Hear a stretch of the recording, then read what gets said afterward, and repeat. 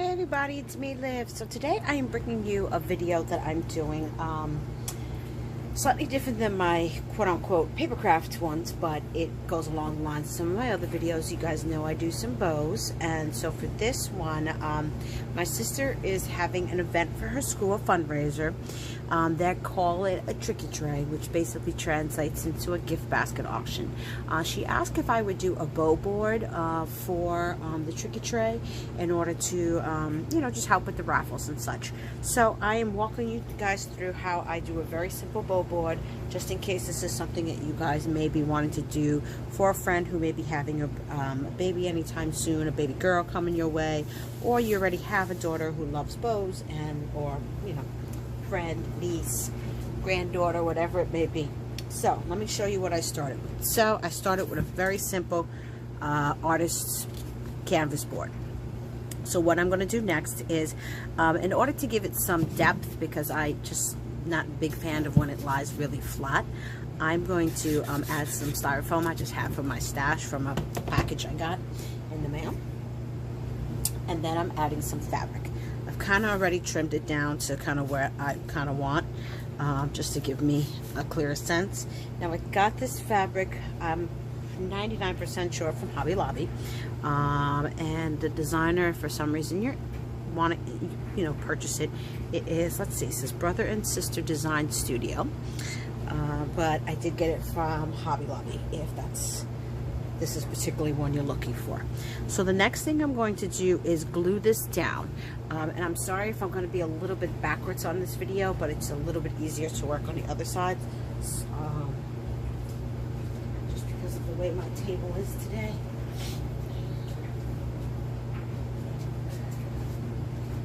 So what I'm going to do is, as much as you can, you're gonna try to keep your forward part as flat as possible.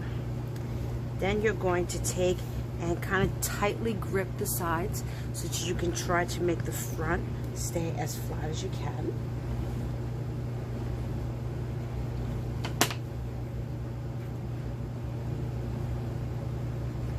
I'm using hot glue as the adhesive here.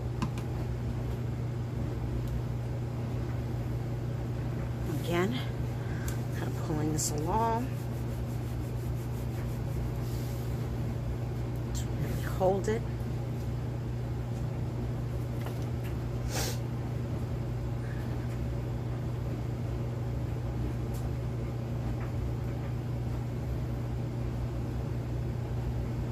Now for the corners, instead of doing it straight across because I feel that leaves a bump,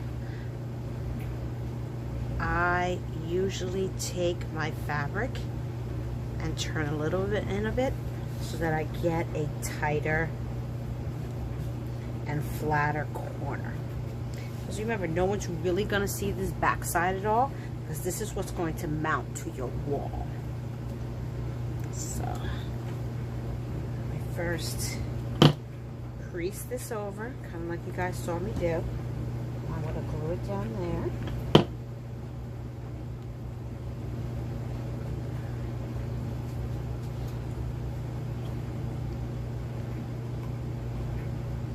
I'm going to put a little bit more glue right here to really hold this fabric down nice and tight on this corner. I'm a little particular about my corners. I like to have to be nice and flat. So, take this, again, tightly pulling on the fabric, pulling this down.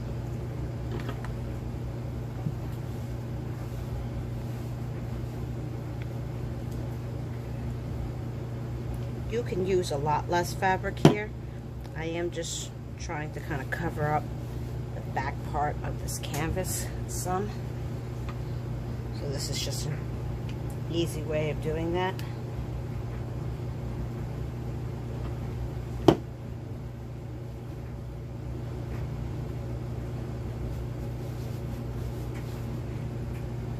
And again, same thing, you gotta pick this up. I'm gonna trim the edges a little bit. When I'm afraid of fraying, I do use a quick lighter to fray the edges. I'll pick this up just to make sure you guys can see what I'm talking about. So you use your lighter just really quickly. Help seal your ends a little bit more so things don't really fray on you.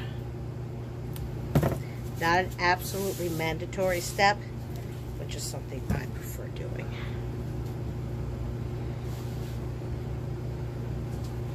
So again, I'm gonna pull this here.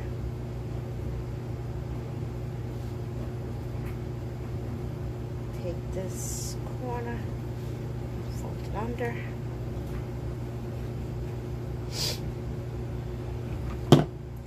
Apologize for my sniffles. I had this cold I just can't really kick. For all I know, it's probably not a cold, and I have finally developed allergies in my ears. I haven't had really problems with seasonal allergies for when I lived in the South. I did, but I haven't really had any problems since I moved up north. But lately, I am not really sure whether I'm dealing with an allergies or cold. Well, 'tis spring, so either way, I'm trudging along. So again,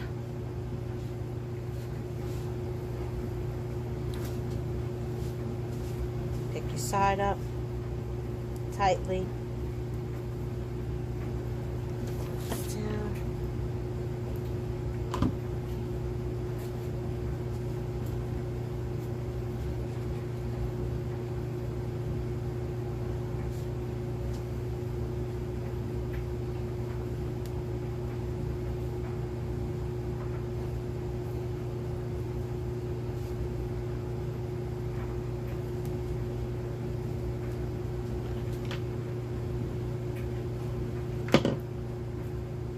I hope you guys can kind of see what I'm doing here. So I'm working opposite of the camera angle I'm used to. And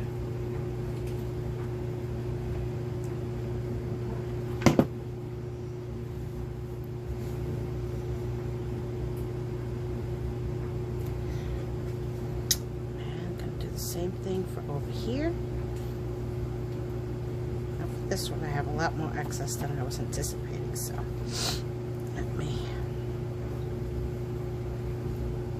tight again, tuck it under, need a new glue stick.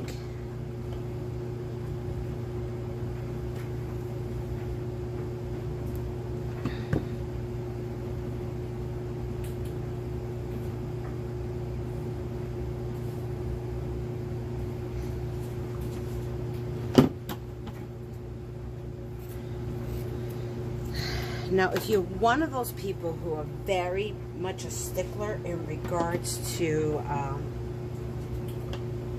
your back finish work, then I would tell you the best frame to use is actually the thicker canvas frames that have the edging inside of it, like kind of like a regular frame, because with that,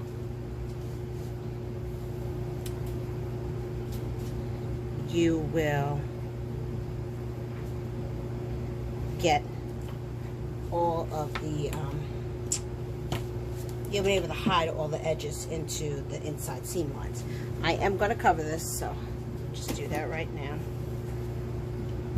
Just kind of doing a quick eyeball measurement here.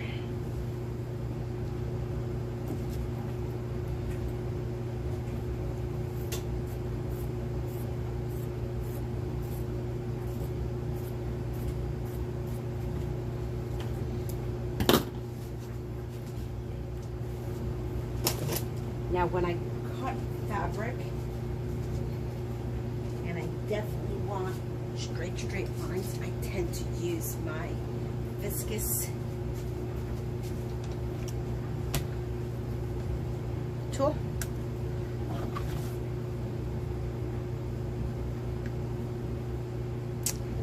someday I am going to invest in one of those.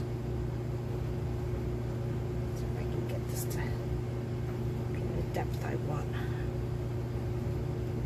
Oh. I locked it. Silly me.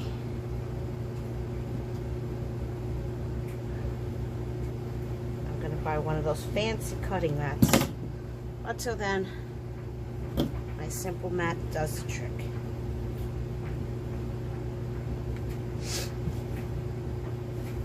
So I want to cut actually, so it's even.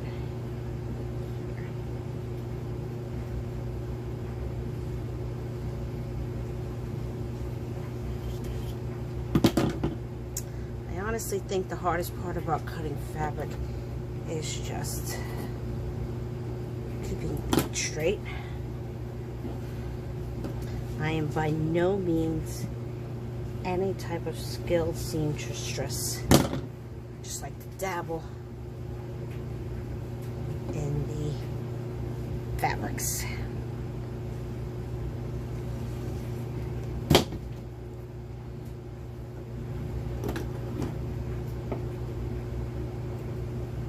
So, again, super cool, easy tool that I like to use. So let me just get you guys back in the angle here. So then you're just going to, again, same concept, glue it all down so everything's nice and even. I'm gonna put this here so it kind of covers most of this area here and gives it a tiny bit more of a polished look back here.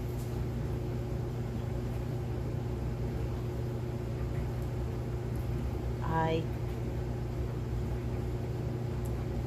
do often sell my bows. I really don't sell bow boards because one thing I think about bow boards is that it kind of needs to match your room.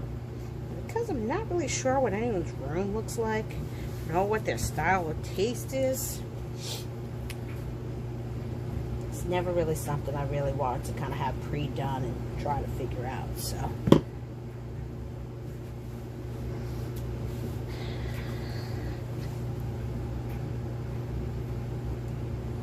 But I know many people who do. Or it's just really an adorable little gift, at least. Nice way to present the bows if you're bringing it to like a shower or meeting a baby for the first time, doing it as a present kind of thing.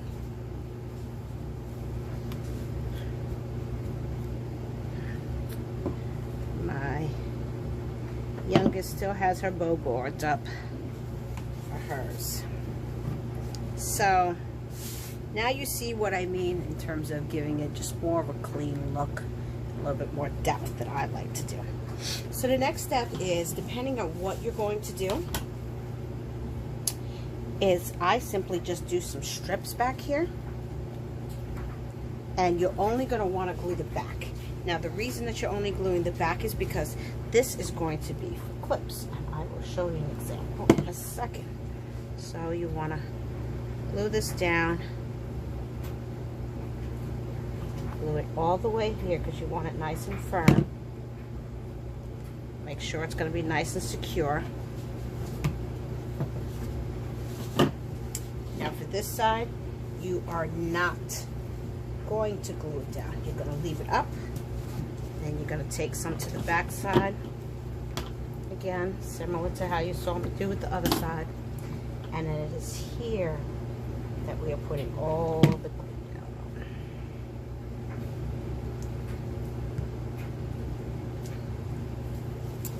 Let me see if I have a bow that's done so you can see what it looks like. So now this is technically lifted off here.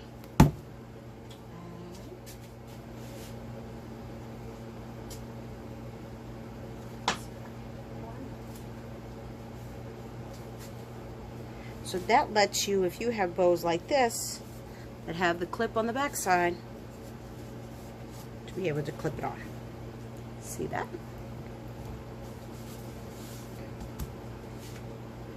that's what you're going to want to do. You could do it crisscross, you could do it up and down. It's completely up to you. For me, I'm just doing it up and down because I am going to do 2 rows here and then show you a slightly different style that I'm doing.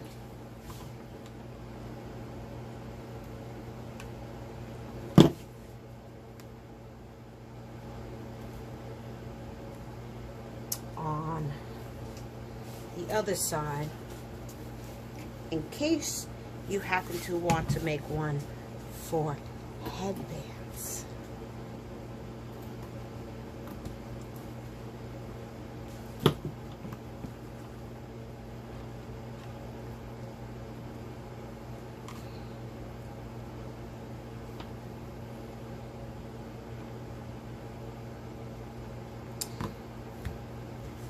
So now you got 2 rows to clip your bows onto. You want to kind of space it out enough so that they're not right on top of each other when you're doing your bows on there. Just when you're thinking about that. Food for thought for you. So you're going to put that. Now I'm actually not going to glue this down just because I wanted to show you how I do if I'm doing for headbands. So what you want to do is, again, take whatever strip you're going to be using. You want to have pre-measured this out. So I am just going to give myself a measurement guide so it matches up with the other ones. Alright. So I'm going to cut it right here. This is going to end up being the base. Then what you're going to want to do is cut a number of strips about, you could do about 5 to 4.5 inches depending on how much space you want to leave. You can either sew this or hot glue this. I made one for my daughter just with the hot glue probably about, I'd say now 3 years ago. Has not fallen apart on me. So I personally have no problem with the hot glue. So just to make sure I'm right, I'm going to start right around here. I'm just holding it. I didn't actually glue it down because I'm not sure I'm going to use it on this one, but I just want to show you how you do it. So then what you're going to do is you're going to glue the top ends to each other. Just realized this may be one of my longer videos, so hope you guys bear with me. And then you want to glue this down. So I'm going to just take this off this here. Take a center one and glue it down.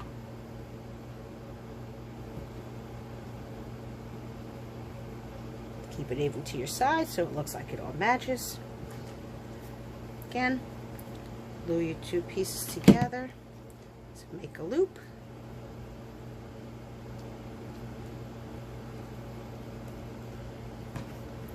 Now for your second one, when you put it down, you actually want to put it underneath.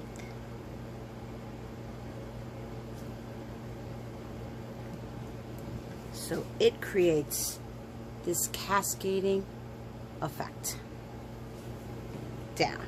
You can do the whole thing, you can just do a few of them, completely up to you. Guess it depends on kind of what are your needs. So I'm just gonna finish out these ones.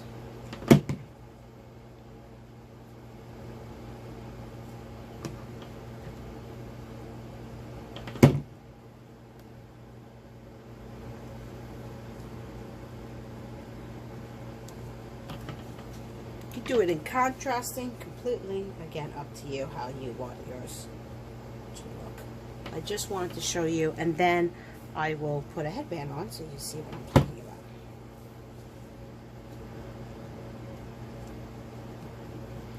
There's also another technique you can use if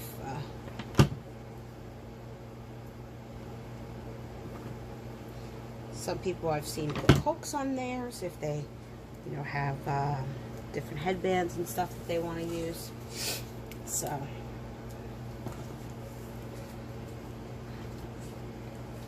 not going to finish it all the way out, but you guys can probably, hopefully see, it's not too blurry, there we go, the loops and how they look here.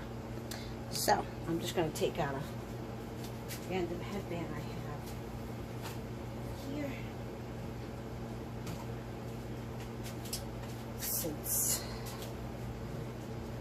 And then you can see, headband like this, just hangs there. Not a problem. So if you're going to glue that onto your board per se, you can just see the effect of the hanging. And so that you can put multiple of these style headbands should your child wear it, or whoever you're making for wears those. If you're just simply doing a bow board for someone who may not have headbands, then you really won't need to do something like that. Or you could do a combination. This is also something where, let's say you have a combo and you want to hang this from underneath, you can do that as well. I've seen people do that. I think that's really adorable to do as well, if you just want to hang it from the bottom for the headbands. Because it really depends on how much your kid has. So I am going to go ahead and get this situated on this bow board as well. I think I'm going to space it over here just in case.